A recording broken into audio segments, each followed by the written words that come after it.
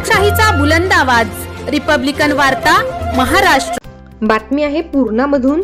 परभणी जिल्ह्यातील पूर्णा शहरातील विजयनगर जवळील रेल्वेच्या मोकळ्या पडीक जागेत काटेरी झाडाझुडुपात 45 ते 50 वयोगटातील महिलेचा खून झाल्याचे निष्पन्न झाले होते। तोंडावर डोक्यावर गंभीर दुखापत करून खून करण्यात आला। कर्तव्यदक्ष पोलीस अधीक्षक रवींद्रसिंह परदेशी यांच्या मार्गदर्शनाने अप्पर पोलीस अधीक्षक यशवंत काळे, उपविभागीय पोलीस अधिकारी जिंतूर जीवन बेनीवाल यांनी घटनास्थळाकडे धाव घेतली।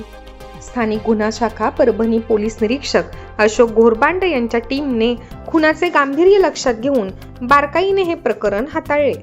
आरोपी माणिक रामचंद्र मुळे, अवेज कुरेशी, शादुल कुरेशी हे सर्व राहणार पूर्णा येथील असून या आरोपींना 48 तासाच्या आत अटक करण्यात यश आले असून पूर्णा पोलीस स्टेशनचे पोलीस निरीक्षक Vilas Gobade, PSI PD Bharti, PSI Ramkisan Nandgaonkar, PSI चंदनसिंग परिहार, PSI प्रकाश इंगोले, अंमलदार रंगनाथ दुधाटे, सचिन भवरगे, हनुमान ढगे, दिलीप नीलपत्रेवार, परशुराम गायकवाड साहेब, माने मोईनवाड, अजय मालवणकर, संदीप चौरे, मंगेश जुकटे, गणेश कोटकर, प्रशांत लटपटे आदींनी खून प्रकरणांमध्ये मोलाचे कर्तव्य बजावले आहे।